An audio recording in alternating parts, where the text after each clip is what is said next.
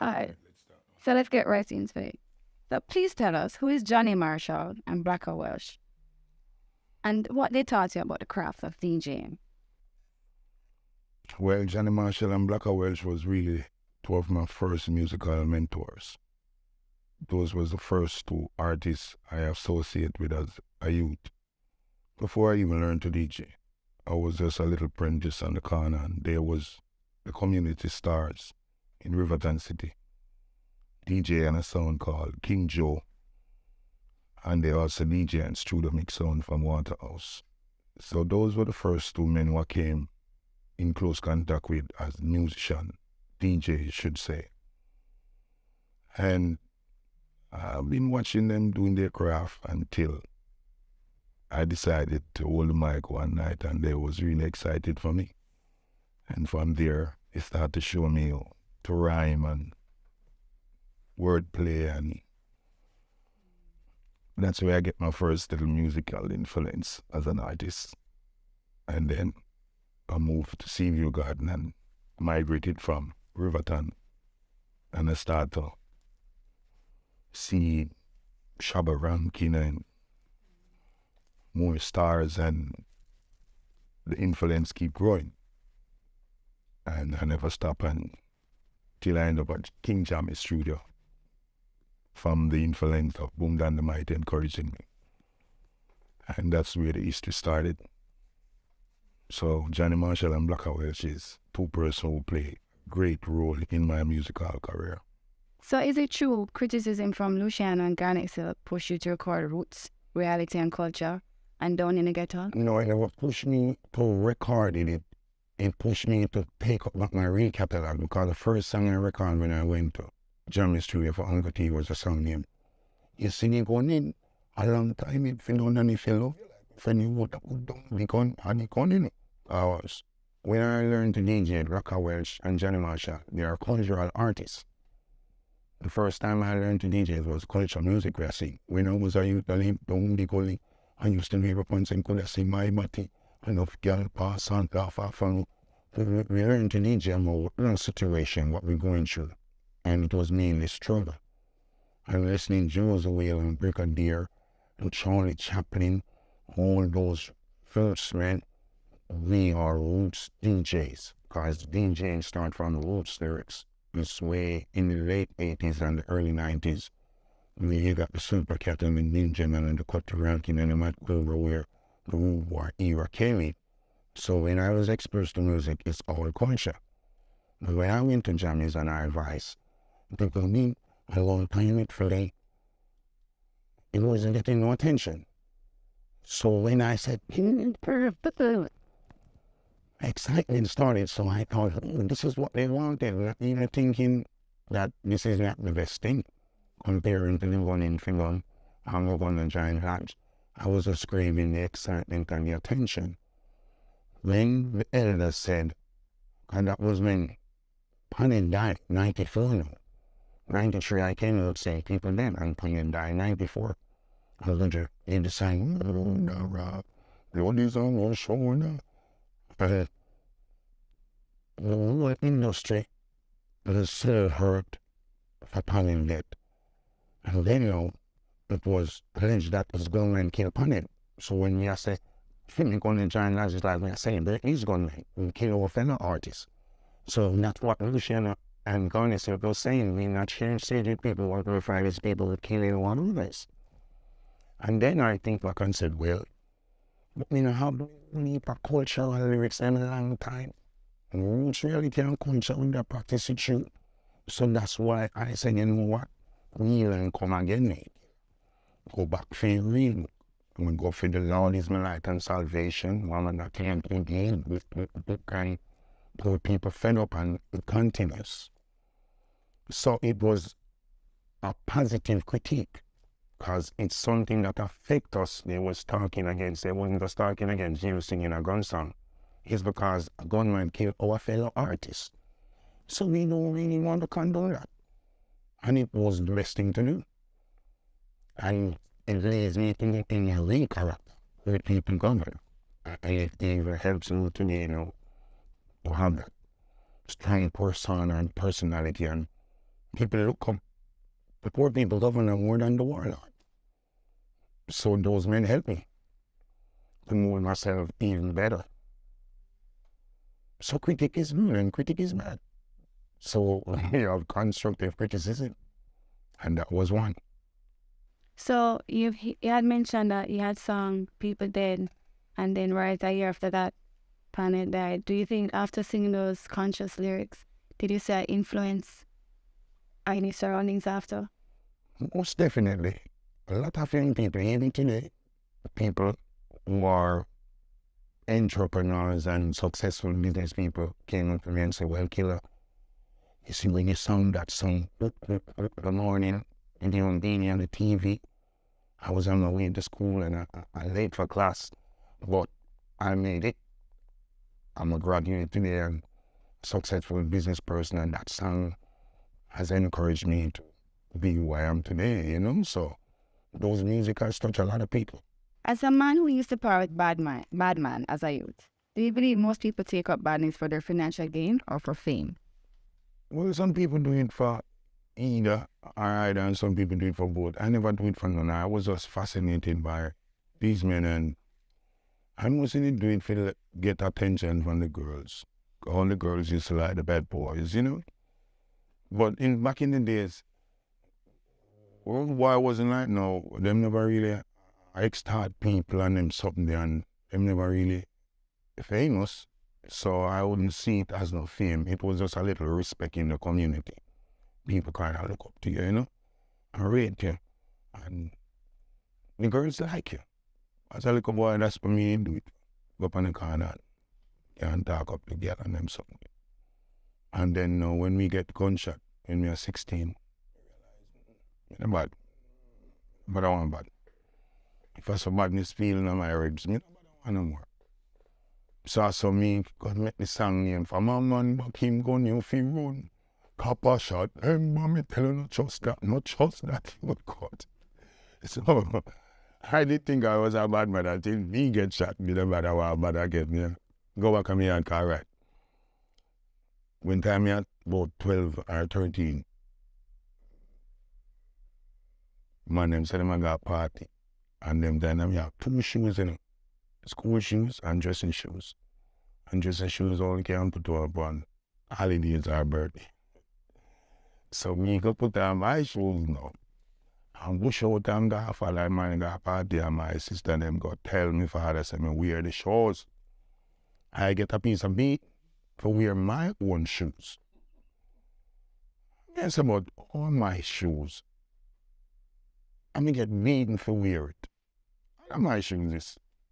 Papa don't buy me no more shoes.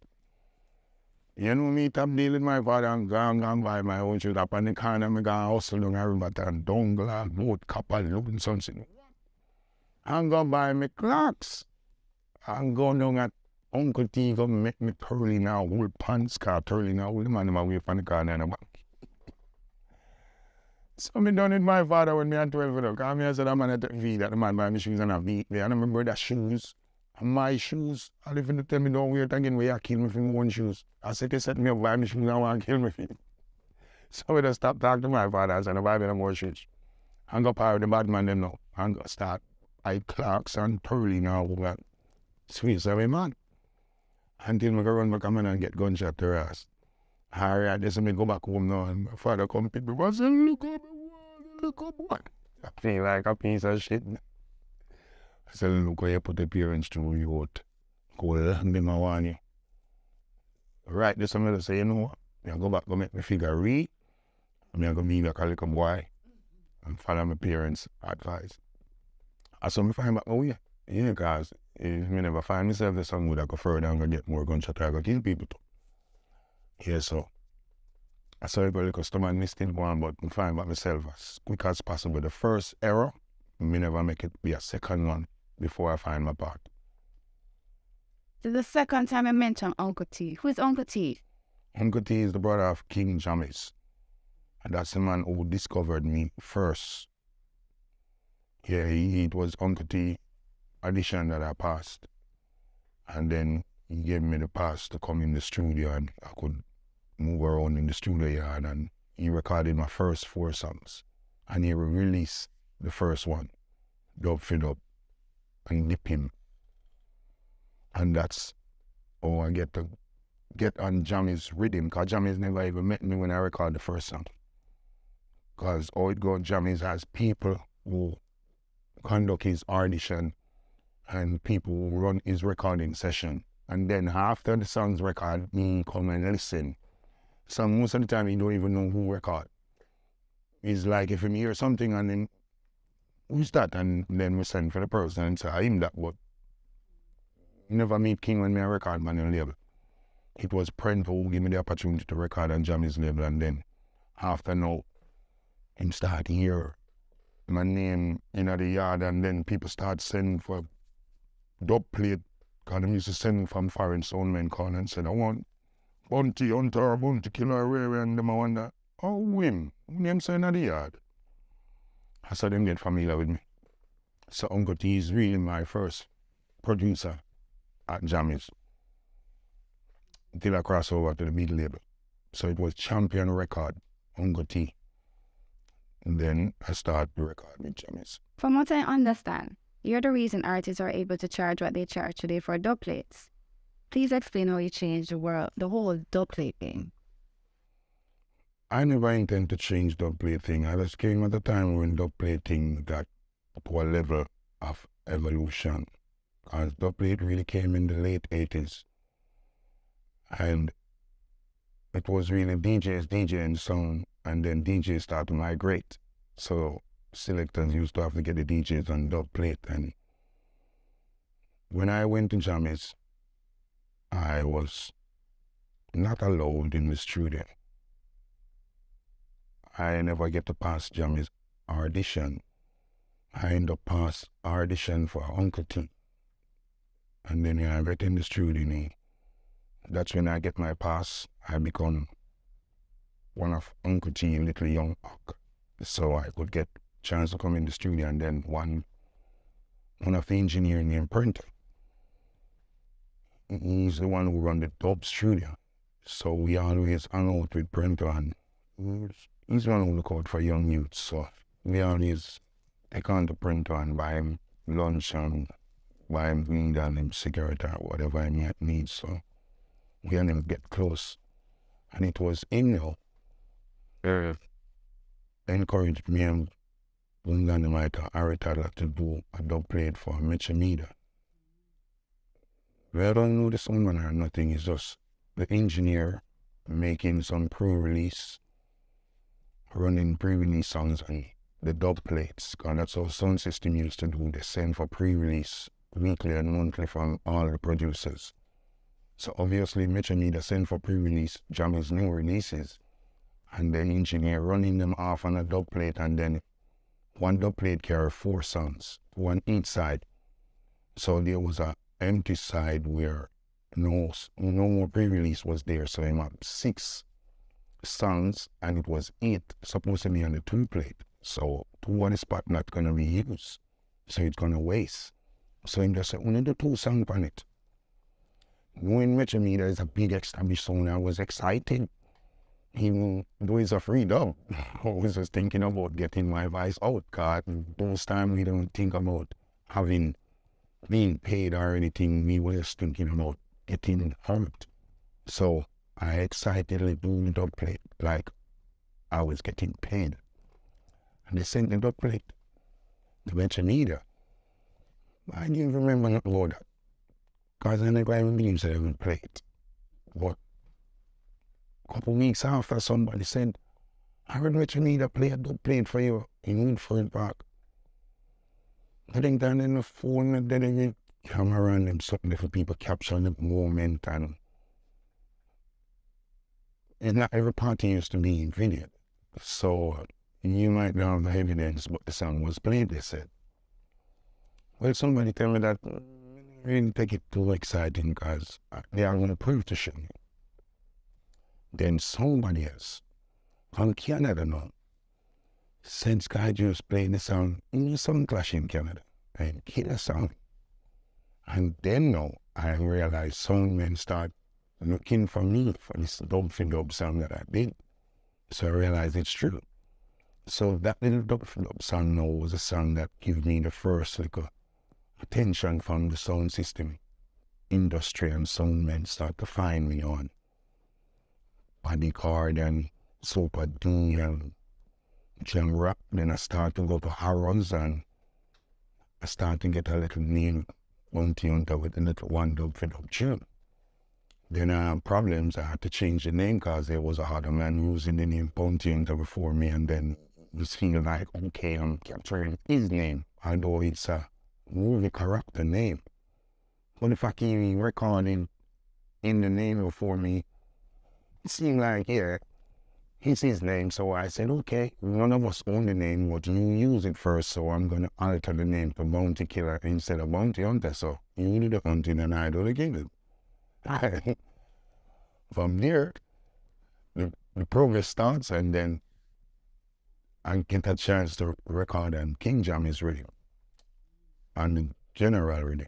The same printer encouraged me to record on grinning, because I never even really into those type of rubber dub style. I was more into the up-tempo, bluesy type of rhythm, and that was the same here in 92 when the Baby Wayne, Mama, and of course, Coleman Stone and Lottie Rider, and those up-tempo music start coming, so that was where my head at. And then Printer said, this is the original rubber dub style. I recorded the copper shot. He never even too excited about the gun sound because the radio started to censor at that time. So King was encouraging me to do a different sound. But I never had no name, so the engineers never give me a chance to record another song. So Copper Shot ended up going on the dot that Colin Roach and Galaxy P had Miss Goody, and Colin Roach must mix off Copper Shot and send it to New York, because Copper Shot was not released in Jamaica. First released in New York, because I was supposed to record a different song as what King instructed, but Hotman and the other engineers never gave me the chance to record another song, so the song ended up have to go out, and then it was in New York. Automatically King has to release it in Jamaica because it become a hit song of the scene, and from there. But the fact that I learned mainly to DJ, like doing dubplates, that's how I really mastered my craft, because I never really used to walk and DJ and sound system too much. It's just King Joe in Overton and Complex, those two sound, and in Seagull, the DJ and the sound named Arabic, and then my friend Crack Skull make up a little thing named Stereo 2. So I never had too much experience live on the mic. And I never really get to do no talent concert and all those things. It's when I go to jam, it's dub plate, we start to DJ and practice real good. So I think that's why we so good on dub plates. Because it was like our rehearsal every day. We go in the dub world and we practice to do dub plate. We watch Penny Harry, watch Junior Cap, watch Admiral Bailey, we watch Lieutenant Stitchy, all the big artists will come here. Looking at them note and watch everything we them do.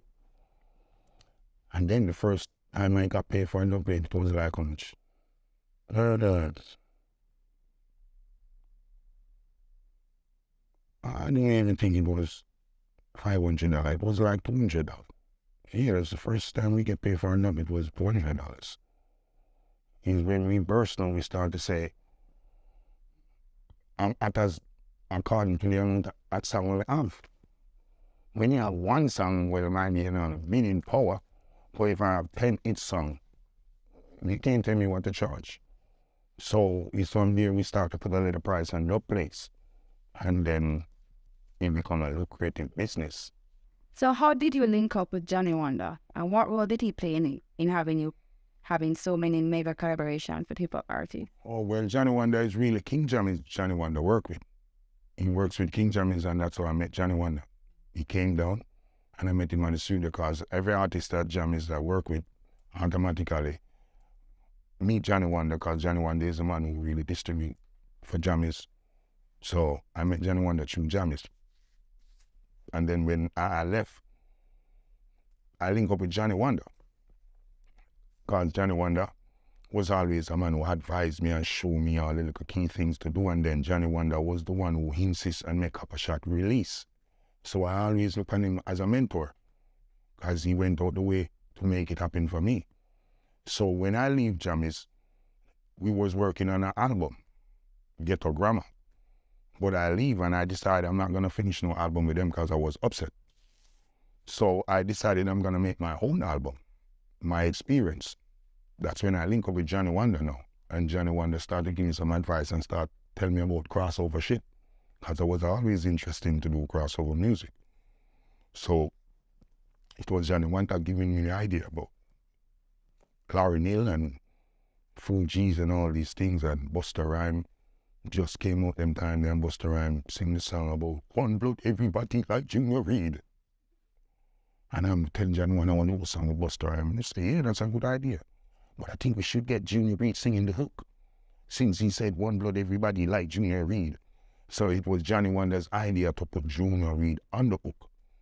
And we say, yeah, that would be dope. And then we link Busta, and you know Busta, he's that fucking yard man. He just love that dancehall shit. So it was like a rap. And then we find Lauryn, because I never even know about the Fugees. I was aware of Lauryn. Johnny Wonder know about Fugees, but we wasn't interested in Fugees because we never had that money. We was just trying to get Lauryn to do a little hook. So we go over to New Jersey to meet Lauryn, and that's when I met the whole Fugees now. And I realized that, oh, they're dope into the dancehall shit. They know the reggae shit, because I realized, oh, he's an Asian. Oh, Caribbean people. And then Wycliffe him start playing beer dancehall and reggae, and then he decided he has to be on the track too. There's not gonna be no Fugees, no Lauryn and Bounty, there's gonna be Fugees and Bounty Killer. So the whole gang jump on the track. They produce the track for a little bit of nothing. And I end up as the only artist to get the 3 Fugees member on a track. After the whole history, I look back, nobody has Wycliffe, Praz, and Lauryn on one song. Nobody, only Bounty Killer. I can't believe. It's weird. Nobody has the 3 of them on a song. Only that hypocrite. That was a blessing. So it was Johnny Wonder's idea about the Wu-Tang Clan. And Johnny Wonder is a New York kid. He grows up on that hip-hop steam. So, you know, he was the first one who did the first remix with me. That the Shook One Part 2 cellular phone remix and the Map Deep rhythm. Yeah, Johnny Wonder did that. Then he did it, Not Another Word, and the Craig Mack. Those was all white label before we got signed to TVT and all them things. So Johnny Wonder is one of the molder in my career. The next dimension, after I get burst at Jammies, when I really move to the next dimension is when Johnny Wonder took me up 96. And we made that My Experience album. Till this day, it's my best-selling album. Over 300,000 units. Real natural sales in those times. So please tell me the backstory about the song, Look Into My Eyes. What do you mean the backstory about it? How did it come about? Like, oh, well, Look Into My Eyes was a Dave Kelly's written song. Okay. But it was right in the time where the crime rate was really up and there was a lot of demonstration and a lot of strikes in the late 90s right there. And it came after poor people fed up and Babylon system after done. So it was a time where dancehall as spineless conscious. Unlike nowhere, most of the dancehall artists feel like consciousness is not for us, consciousness is for the people. And anyway, the people gather, we should have some consciousness there. We can, walk out and work out and chat something, but the artists have to keep the conscious. So I think 1998, 99 to the 2000, right there, dancehall was on a conscious vibes. Not saying it became a church, but we wasn't that rude and stupid. We always used to talk about the people's plight and our situation that we're facing at the moment. And like now, how many strikes are still going on and nobody even make a post about it. No concern. Dancehall used to be the platform and the voice of the voiceless. So it was Dave Kelly's idea. Look into my eyes, I was just to perform. So were you shocked at the impact it made? No, I wouldn't say I was shocked, but I was really impressed. Because the first time I sang that song, it was 1999 at Fully Loaded, when the song had only played twice on the radio by Colin Hines. And when I said the first two lines, that's one of the most powerful social commentary songs I've ever did. I've never seen a social commentary song get a response like that. It was the same year that me and Gringo had the brawl and Fort Clarence, Fully Loaded. If you just look back at that clip, when I start to say, look into my eyes, I can't hear nothing. Music down, voice down, just roar. Positivity touched them soul like that. Serious moment. Look into my eyes after 23 years, it has the same impact. Not many songs like that. And I intended to video it now after 23 years. Because it had the whole character. If we bring that to life, it's gonna be touching. What is your most famous song that you didn't write the lyrics for? Who wrote the song? How were you able to deliver a song written by someone else so well? Well, my most famous song that I've written is It Will Be Looking Into My Eyes, written by Dave Kelly. Well, that's a skill you have to develop. To tailor the song around yourself when someone else wrote it. I can't tell how I do it, but it's something that I develop. And tell you what, in my early stage of career, nobody wrote my songs. It's way in it's when I started working with Dave Kelly mostly. I started to really learn how to adapt songs. Because Dave Kelly wrote all of the songs that we recorded with him. So he's really helped me to develop that technique of cloning the song and form and it around yourself. It's not an easy thing. You have to have an adaptive brain, because sometimes people write different delivery and flow give you, and then if you're stubborn, you will want to flow it all new flow, and then it might not come across the same cadence or dynamic of what it was written in. So it's a skill. Most artists, when someone wrote the song, you can tell. Because you can hear like, oh, they're struggling to deliver it the proper way. I don't know why I developed that skill so well, but in my early stage, it was Angel Doulas alone who used to help me write songs.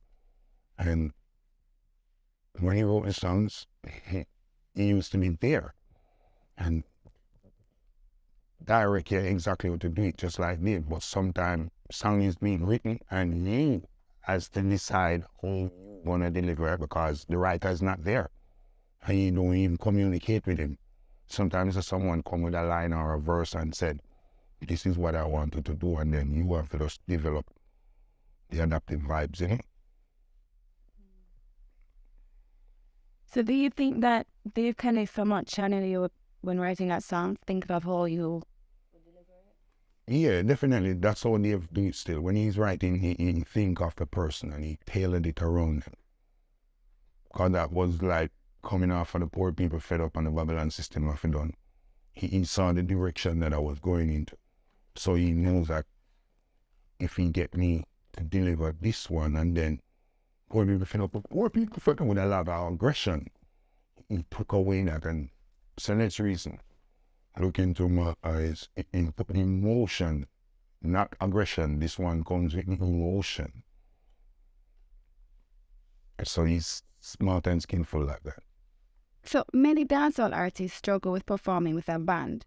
As a master of live performance, where did you learn the skill of stage presence, breath control, timing, and crowd participation? Well, I developed my stagecraft still. I never came out as a best performer. I was outperformed by Beanie a lot of time over the years. And Beanie is a more seasoned veteran on the scene way before me. So when I just came out, I wasn't the best on stage, but I wasn't the worst either. And then I was ambitious to move up. And I used to take constructive criticism. I never used to be cocky and feel like, oh, I'm hot, so they can't tell me nothing. So when I just came out, the reason why I'm good at the band, Jamis get me a backing band the same year I came out, Caution band. So I had my own backing band, so I was rehearsing third daily, mastering breath control and all that. Then no, on stage, I'm good with the people. I'm happy with the people. I'm not one of the artists who's timid by the crowd like I am out here. I'm happy to be on stage. The people who are happy on stage, they are the best performer. And they are on stage like it's a desolate place. You're gonna lose your drive. So I'm happy on stage, and I'm a man who loves to talk to the people. So the stage presence, it's my thing. And come on, I like to lead the flock. I don't like to let the crowd do what they want to do. I like to lead them in the direction. So I always have that stage presence and stage command. Well, the stage craft, no, I never used to move around too much. I never even used to dance. I used to just still one person. People used to have a problem with that until I learned that you got to dance to the stage and back and forth and interact, and it's just the love of it. And if you love it, you're gonna find your little holes and you're gonna fix them. But I don't think everybody loves stage, because you have recording artists and performing artists, and people start to forget that. Not everybody who had a good recording gonna be a good performer. Not because you have a hot song, you're gonna be a hot performer. The song is the song, and the performance is the performance, and they should go together. Some people just depend on, I got a hot song, and not putting a performance together. And they don't know that the song cannot perform itself. So if you only come up with the song and not a performance, it's gonna be a mediocre, lukewarm thing. And some artists have no problem in that either. They just want to collect. But you are as good as last seen. So your last impression will be your best impression. And some people don't look at it like that. And all right, if I get paid or I don't get paid, I only can perform one way. Because performance is performance and performing is performing. So I only know how to do it the right way. Paid or unpaid. If 10 people in the show or 100 in the show, I only know to perform one way. And performance means a lot to me because it's like an advertisement. It's an ad. You leave them with something to think about. Come back for the product. So I think it's serious. When I'm going on stage, my problem, I'm worried about not delivering. And when a young artist going on stage, they might worry about they're being received. My problem now is make sure you deliver. Bounty Killer is a standard. And if you go up there and you don't do the Bounty thing, you're not going to look right. Because everybody knows Bounty's standard. So my problem is I'm always nervous not to be Bounty. And that can happen to anybody in the senior who are spiritual life sometimes. So I'm always at that point when I'm going on stage, got to be painted, get in that Bounty zone, autopilot, or when you do it, get there. It's the standard. And I think that's what keep me for 3 decades and stay relevant. And you would still want to see me among the younger ones. So that's very achieving. So, do you believe artists not honing their craft on the sound system is the reason young artists struggle with performing live? Yes, It's not really on sound system. It could be a karaoke, but with live performance. If you're not exposed to live performance before recording, it's going to be a struggle. Because there are some key things you have to work out before you go recording. And then, when you record, there's a way how to record and there's a way how to perform it. It's two different ways. It don't perform it exactly as it recorded. There is some key things that you have to learn to do. Maybe you record and say 4 words. When you're singing back, you might have to say 3 because you record and stop. You sing continuously during the duration of your dance or your jump. So you can't say it exactly the way or you say it when you're recording because you're not going to stop and say again. Just like the people who overlaps. When they're singing, they stop one track and sing over it on the next track. And then when you're singing, there's no overlapping. We have to sing it straight. So it's not a good thing to practice to overlap the track. It's good to sing it straight. Because when you're performing, you can't overlap a track. Somebody else will have to carry that note for you. And that's how most of the young artists practice the record. They stop, cut, and paste and overlap, and then it's a struggle to sing back all of that because you cheat. But Pro Tool permitted you to cheat. But performance, there's no cheating in it. It's real and raw. The first time when Banky them come for me and carry me a inspection, 93 aside me, you know the first thing them do? Send me go blood clot voice training. First time them tell me that, I said, what about me a big album on the master? I say, I hear that. I want it for half-key artists sell platinum. I learn this thing good. Me a big bounty killer, you know. When blood clot I lock down everything, the man them say, go voice training. Me I wonder how this, you know, after me record album already. Me think of voice training, because what you know the greatest artistry you have album. You have got be the greatest artist now, where make you fully develop. Go and go do this. Go on woman and say, I want the blood, me say, me laugh, you know. I was me got voice training. I mean, fuck in your ear. I something them a teach you, know, but it's weird, but yo. When we come out, me I'm glad. Yo, there are Shabana if you go, because I love go and keep on stage. Patrick, Cabra, the whole of the host, every blood clot man, you have to go up on my name is Lifer. Yeah. Everybody sing extremely high, you know, me and Jal, you know. I didn't develop them. Well, no man get artists. Him still him got voice training. And listen, when Killer come out and you hear, people that never died know the things of me wine, key or nothing. The people them say, go up there. Go sharpen every key, because you have them 3 keys a lot. You have a full on a key to learn. The blood clot. Yo. No, because them are real management and international them are carry up.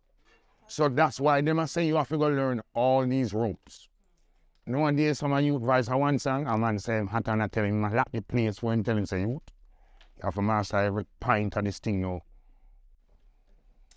I would consider you Jamaica's greatest A&R.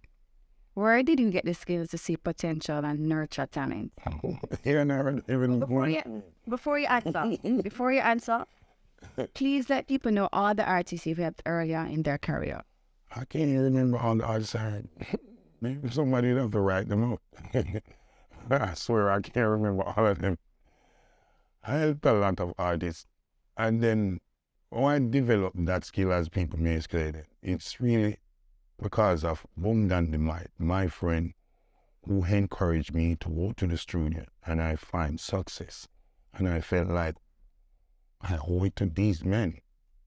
Because it was Boom Dynamite, Nitty Kochi, Harry Tadler, Angel Doulas. That was all the crew we were part together at the studio. So when I got in, I felt like I owe it to them. I have to leave the door open. So I decided, scare them crew have to burst. So I kept telling Jammies and the engineer and everybody, they has to burst, record them, and they're not paying attention. So I end up having to make priceless records, scare them production, and make a rhythm named The Valley of Death, and recorded everybody in the yard, from Determined, Black Mice, everybody, Boom Dynamite, Toddler, just named the whole yard. And then Jammys them never so happy with me making label and all that, but it was all the benefit of my friends. And then no, because I made the label and putting out rhythms, it caused a problem. That was why I had to let Jammys. And I insist my friends has to burst. So I took them to Sly and Robbie. Right here. Mixing lab, Sly and Robbie and Bulby. This is where I end up when I leave Jammys. And then Sly recorded them. Who the fuck is this playing me in the morning? Because Jammys they never understand the type of things and skills that scared them cool.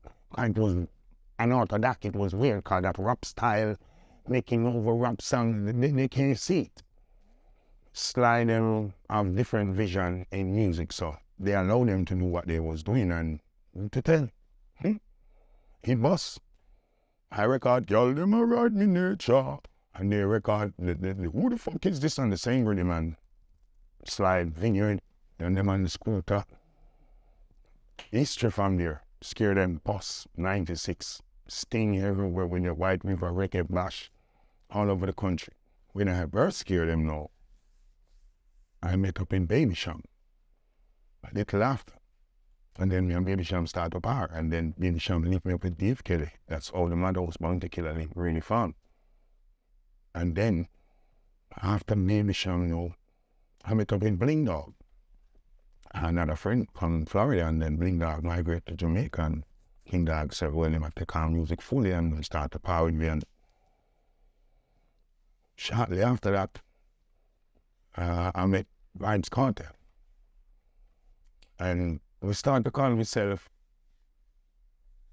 the Allegiance, the Alliance. It wasn't a word we used among our friends. Why want me Alliance, rare, and the word gets so popular, everybody start calling we Alliance. Because we never said we were cool name Alliance. We would scare them cool. Why me would have said scary or cool as the next edition, but we never planned for one another crew. He said, because we use the word Alliance so freely and loosely around, people that start calling us Alliance, and then when we think about it, it's a good thing, Alliance. One for all for one. Each one help one to reach one. Yeah, so we get the Alliance. So, this is signal got deported to Jamaica. I know Missy from, he was in Connecticut. Then, we'll come and one hour start to part together. Then, Kartel bring in Mavado, and Kartel bring in I Dona. I met Mavado singing blacks through Flex and Tyrical and Mafia crew for a long time. Then I went to live at Oakland, so Mavado them start linking me up now. So all these little young artists around me now, and them start calling we Alliance, and then when we go to show, everybody coming with me. They all come with me, and then me have a style, me stop the show and me call them on and give everybody peace. And that's how they really start master them craft. Just come in a show with killer. They never really get any specific treatment from the producer or the promoter, and then I start to carry them around, the producers that I work with, like Snow Cone and Jeremy Harding, and even Dave Kelly attempt to record Mavado them once, because I always try to encourage the producer them work with a young artist. It seem like a slide of a scare them. Was not everybody have the eyes to see beyond the rough, because some people, if you polish them already, feel just like when I carry Kartel, the most of the producer first, he was not polished, but he was creative and talented, but it was want some time and some nurturing, and look at them now. So early in your career, you used to roll deep when you stepped out. At what point of your career did you ease off of the entourage, and why? I never had an entourage. I always have a bunch of artists. My entourage is Scare Them Crew and Alliance. So people always see me with a bunch of people, but it looks like an entourage. But it's a group of musicians and artists and producers and selectors. Some people have entourage of just friends. My friends were star in the makings. As my entourage, you can look at them now. You see my crew. They were my entourage. When I just burst, the entourage was Boom Dynamite, Nitty Kutchi, Harry Toddler, Elephant Man, Bramwell, Daily Bread, That's who I always with. And then after it turned, the Bling Dog, the Busy, the Kartel, the Mavado, the Idona, the Predator, the K Queens, and the Hyra, just name them. Everybody around me is always someone like that. But most of them unknown, so you might think, oh, that's in security or young star or something. But he's mostly artists. He might have a few friends around, but it's mostly artists in my entourage. And I don't work with 20 people, never. The most people you're gonna see me when it's 5, 6 to 8, I'm dealing about 10 people around me. Despite even if all these artists, I just don't carry everybody one time. We do it in round brackets. This time, the show, we carry this amount or we carry that amount. But I never carry everybody every time. And then no. Since everybody became superstar, I have no entourage. Because the entourage become stars of their own. They have their own entourage now. I just have like my little roadie, and me have my little parry. You know, it's just willful, skillful as a little young artist me a par with. I have no entourage anymore. But I so create another bunch of entourage as my young artists. You have matured in front of the public. At what point of your life did you start to get control of your pride and ego? How did you do it? Well, I think these things come by maturity still. I don't think people decide, oh, I'm going to let go ego. It's just a certain age and a certain growth. Yeah? Because I never decided, oh, I don't want to be cross-angry myself. But it's find myself, not me. You understand? It's just like when you grow out of a boy into a man. You don't have to decide to be a man. You are a man now. You feel it. So I just grow it out. Because pride and ego is a dangerous thing. Ambition is the thing, not pride. You know? Yeah. So pride is a thing will blind you. And that's what used to make me act certain way too. I was too prideful. So I just grow it out. And the love of the people helps me to mellow out. Love solve all the problems. Love is the cure. The way Jamaica people love me, I have to just do good for myself and for them.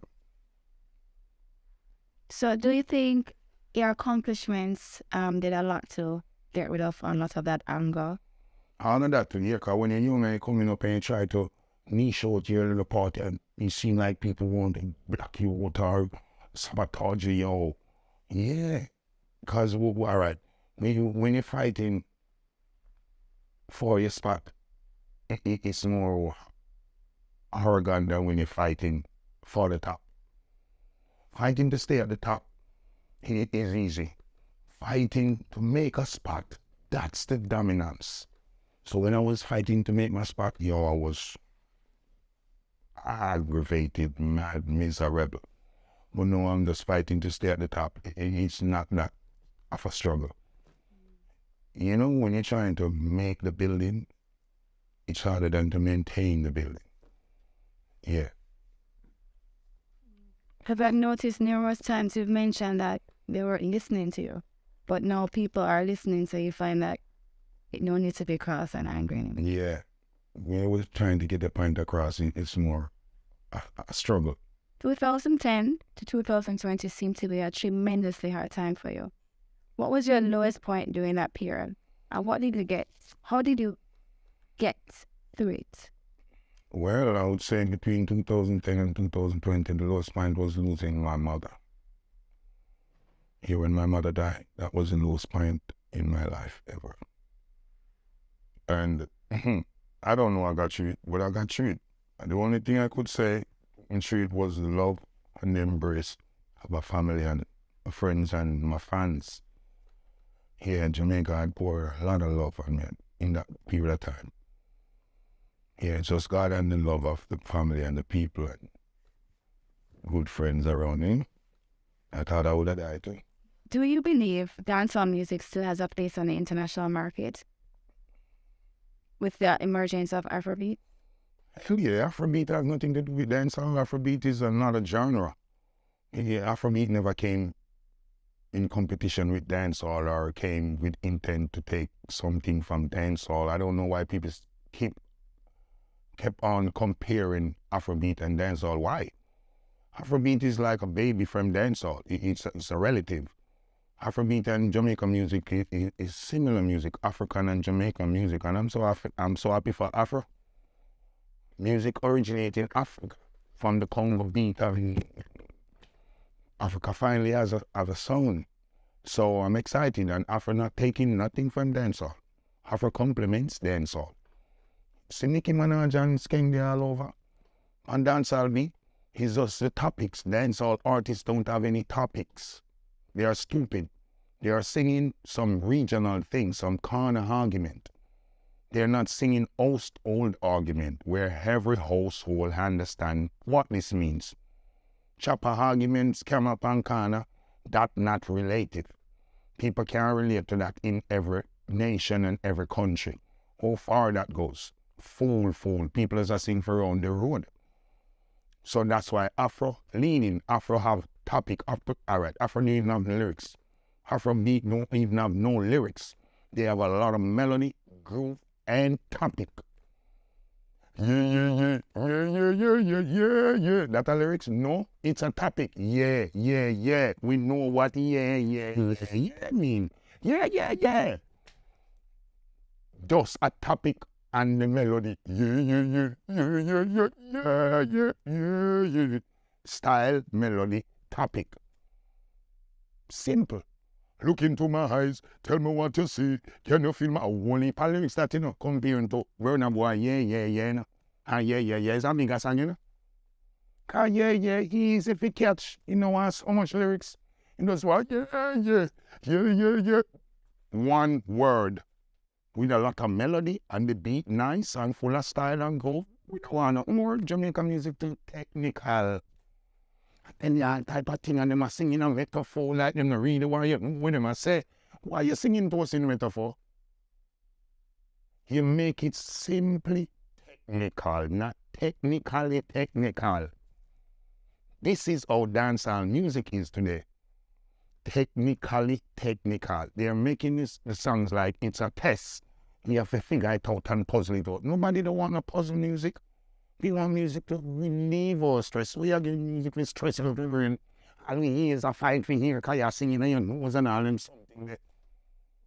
That a mash up dancehall is the creativity. They are not creative anymore. Any little foolishness a one man want to take it up on in a song. How much nation you see a follow the little foolishness where you're going to sing? When you make the song, look on the nation and the world and talk to me. Don't look around a waterhouse or down a river or color bed or see you and I make the song. That's dancehall problem. We topics are limited. No night chopper artists no big like Charlie Blacks. Party animal, everybody know about party. The word party big in every nation. Which nation don't party? Simple.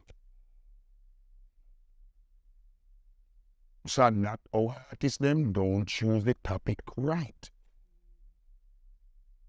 The argument is regional and we are singing our own dialect and we are talking to ourselves. So the music there does go in the diaspora. It don't come out. What's killing them? Wap. And you need to say that and you catch it. Hook. Wap. No matter technical lie and foolish. Simple. That's what the music want to go back to, the simple. Why you think the 90s dancehall is the best one? They don't want to back a technical something where I tell you if you do all these foolish. That's why 90s dancehall is the best one, because I don't tell a lie. It just talk to you and tell you the truth. It does free. No petticoat. So the artists, they are very talented, even more than we. Because the style them with them are used and different. Great, but with topic is stupid. We need to look in the world and choose a topic for suit we and them. We can look around Jamaica and choose a topic that we singing around here. So it's like our music selfish. It's not making for the universe, it's just making for the diaspora. It's like as far as Jamaican people there, and there's some music on it.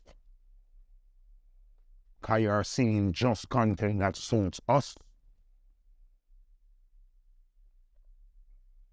How many people know what chopper mean? People don't know what that mean. Out of the dance where people think of grass here chop. They don't understand what chop mean. They tell this a scam because the word scam. And then now, how much people are celebrate scam? Because that's a criminal act. So it's like what we are saying, a criminal we are sell. More beyond them foolishness there, we need to fix it. We can't come with them for the top of there. So the slang something them, no go far. We want song with universal topic or relatable argument. Household topics. Where every household understand and relate to. Then dancehall we get back to where it work. But nothing wrong with dancehall. All dancehall lose the feel, the music, and the topics not right.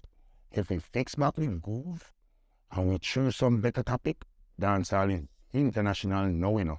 This is not 1996 or 98 when we are fighting to get it on the international scene. It's out there now. Every nation knows dancehall music. And another thing, Afro artists don't fight each other. There's no beef, no pasta. All they have is music and unity. Everybody are Africa League. Dancehall have too much segregation and too much conflicts. Those are some of the things we have to get rid of. Every Afro artist record together, collaborate. We dancehall artists, segregate, fight. So the strength of the music is against itself. It never comes together. Just like rap and pop, they all collaborate. Khalid can call every big dancer and put them on one track. We can't call every big dancer and put them on one. You mad? Cause them also them not like that one, then no pipe that one.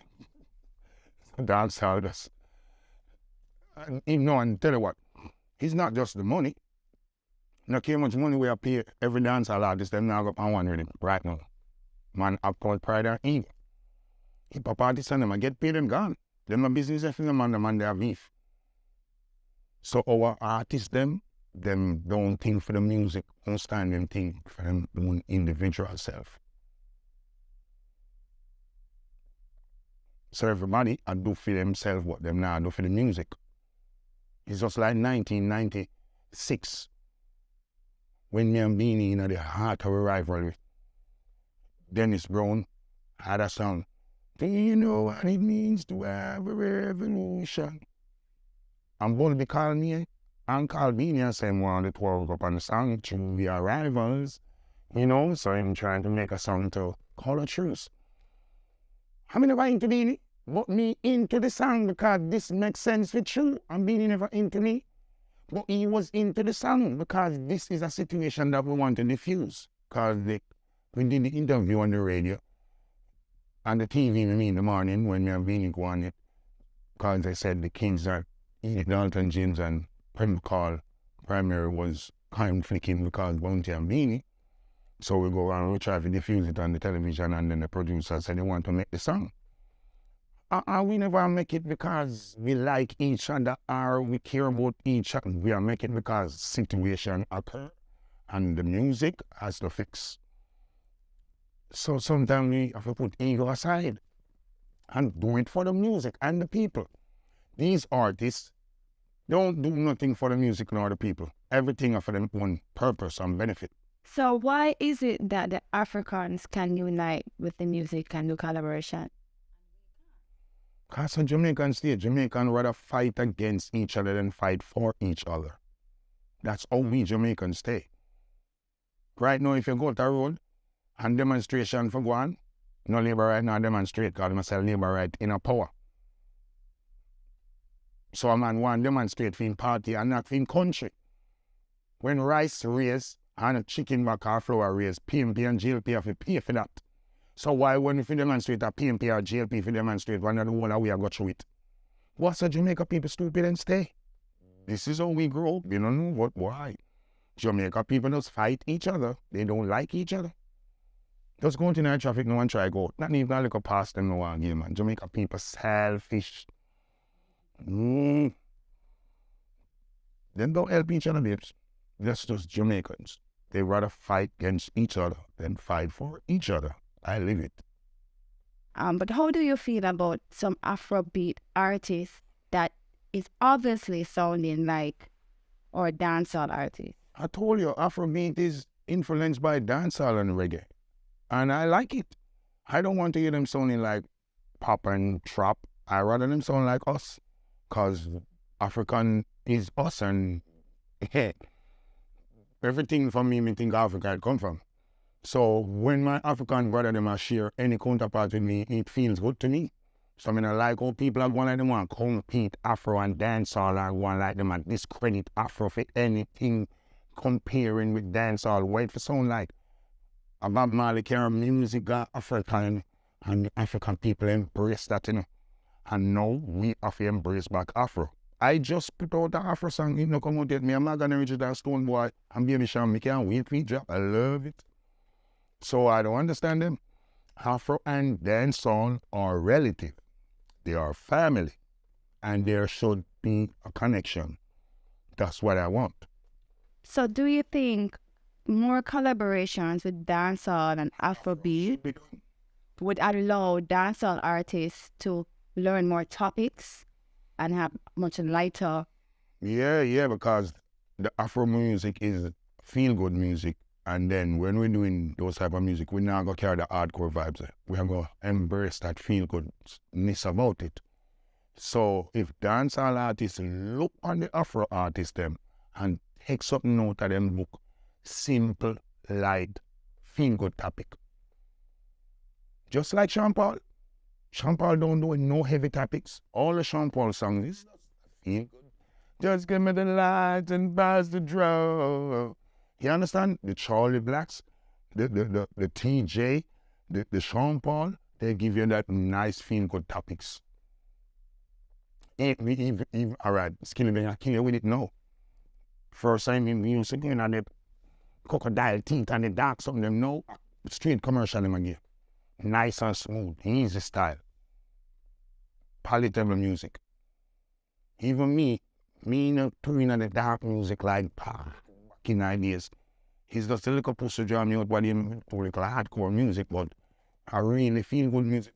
Me drink, come smoke, come enjoy myself. Bang, link up in you understand? Yeah, we are doing them type of music, you know. Dancehall, I feel lighten up. It's too heavy. So that's what we're doing. We want my commercial dancehall. It's getting a little bit too dark and gothic.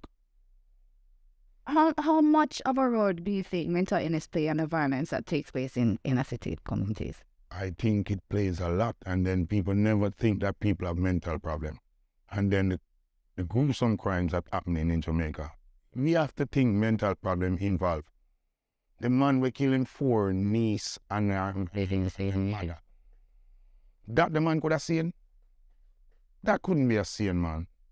Yeah, so I strongly believe mental problem involved in a lot of these killings. And the killings and the behavior of the people, yeah. And then Jamaican don't think it's a serious thing, you know. If you say, well, I have a mental problem, they look by and laughing because they can't see the problem. That's a conversation also. That's also a great topic for people to know triggers.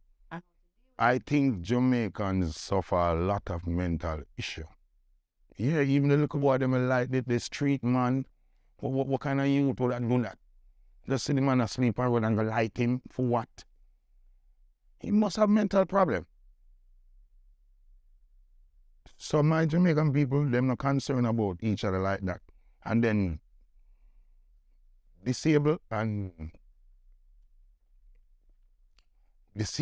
old people and mental ill people, we don't give them no care. We Jamaican don't think so, oh, the strong enough to look out for the weak. No. Each man to them own. That's how we look on it. Only the strong survive. Them the things of the weak to survive too. And then the strong have to help the weak to survive. That's why God make you strong. I am because you are. But I know how we look at it like that. Well, I don't do stress, I don't know about mental breakdown and them something. I just know I don't worry. I pray. My mother teach me that as a boy. Why worry when you can pray?